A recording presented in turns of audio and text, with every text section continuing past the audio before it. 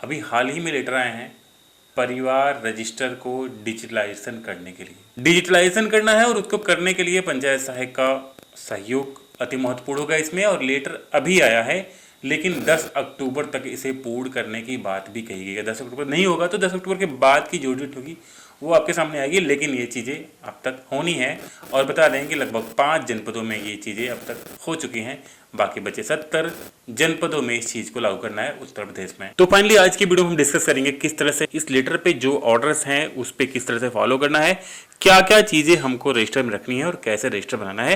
हालांकि मैं इसकी डिजिटल प्रक्रिया बताऊंगा, आप इसे ऑफलाइन रजिस्टर बनाएंगे। टोटल रजिस्टर में होंगे 12 कॉलम्स।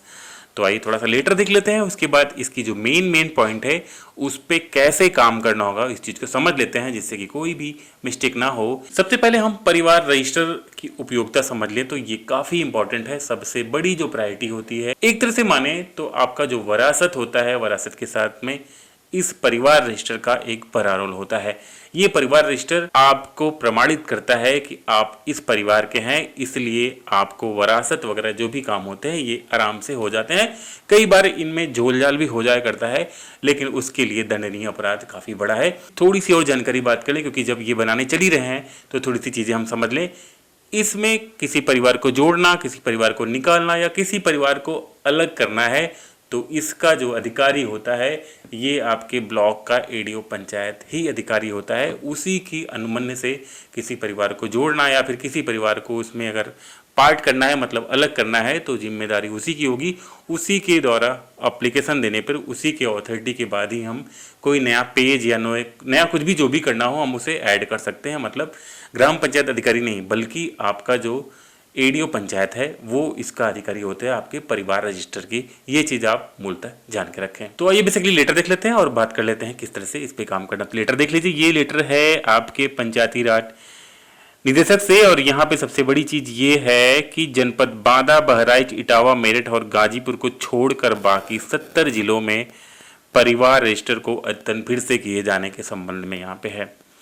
तो बेसिकली हम मेन पॉइंट पे ध्यान देते हैं। यहाँ पे आप ध्यान दें, यहाँ पे पायलट प्रोजेक्ट के रूप में डिजिटलाइजेशन किए जाने का काम जो है ये 5 जिलों में सही ढंग से पूर्ण हो गया है और बाकी 70 जिलों में से करना है।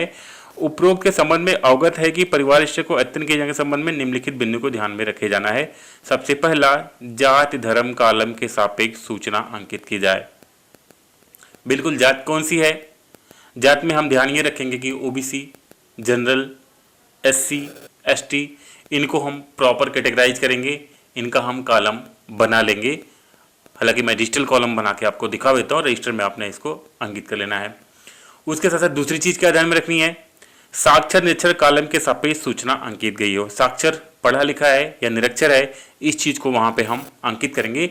साक्षर में हाँ या ना और निरक्षर में भी हम इस तरह की सूची वहाँ पे बना लेंगे, ये भी कॉलम रहेगा। दूसरी बात करें, जन्मतिथि तारीख माह वर्ष के रूप में अंकित की जाएगी। जन्मतिथि जैसे कि आधार कार्ड पे आपके होती है, सेम टू सेम यहाँ पे आपको मेंशन की जानी है। तीसरी बात करें, यहाँ पे परिवार विभाजन के पश्चात पृथक पृथक विवरण अद्यतन किया गया हो। जैसे कि मैंने बात किया कि अगर परिवार का पृथक अलगाव हुआ है, मतलब एक परिवार में पार्ट हो गया है, तो उसकी जो है एप्लीकेशन एडीओ पंचायत के द्वारा जब वो अधिकृत हो जाएगा, वेरीफाई हो जाएगा, तो फिर वहाँ पे परिवार को पार्ट करके वहाँ पे किया जा सकता है। इसका मतलब है कि परिवार में उस परिवार को अलग दर्शाएंगे, मतलब उसका सीरियल क्रमांक जो होगा वो चेंज हो जाएगा और एक परिवार का नाम, मुखिया का नाम, उसके बाद उसके नीचे जो है लगातार हम सीक्वेंस वाइज में सारी चीज़ को दर्ज करेंगे। जैसे कि उसकी पत्नी का नाम, उसके बेटे का नाम, उसके नीचे उसकी पत्नी का नाम, उसके बेटे का नाम, इस तरह से इस चीज़ को हम मेंशन प्रॉपर करते जाएंगे। उसके बाद अगर किसी परिवार में किसी का विवाह हुआ या फिर जैसे किसी की लड़की का शादी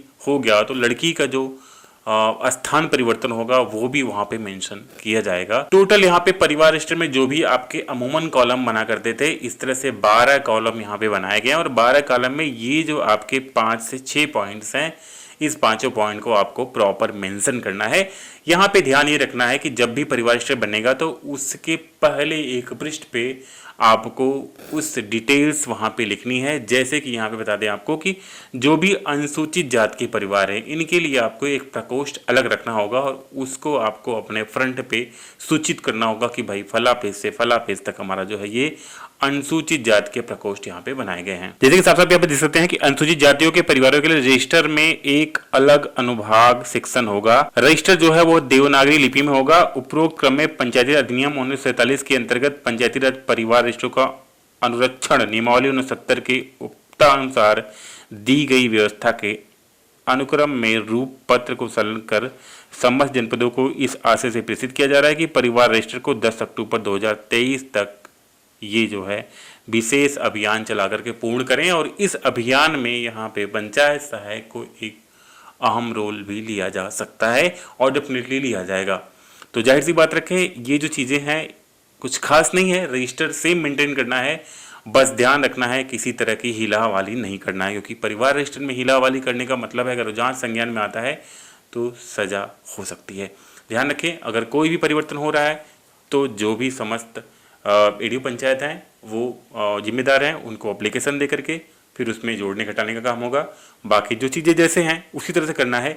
बस इसमें अनुसूचित जात का एक सेक्शन अलग बना देना है और उस परिवार के जो लोग हैं उन्हें उस अलग सेक्शन में वहाँ पे रखना है। ये छोटी छोटी बारीकियां हैं और जैसे ही रजिस्टर बनने शुरू हो जाएंगे तो मैं उसकी एक कॉपी भी आपको यहाँ पे दिखा दूंगा कि हाउ टू मेक 12 कॉलम्स और किस तरह से इन कॉलमों में हम अपने परिवार के ब्यौरे को फिल करेंगे। अभी ये अपडेट थी कि आप पहले से तैयार हो जाओ और आप तक कोई सूचना अगर आती है, कोई जोड़ने घटाने कोई बात आती है तो गलती इसमें नहीं करना है, सावधानी रखना है। आशा करता हूँ कि छोटी सी वीडियो आपके काम की होगी। वीडियो पसंद आई तो लाइक करिएगा, चैनल पर अगर नया है तो सब्सक्राइब जरूर कर लीजिएगा। मिलती किसी और वीडियो में, तब तक के लिए जय हिंद और बाय दोस्तों।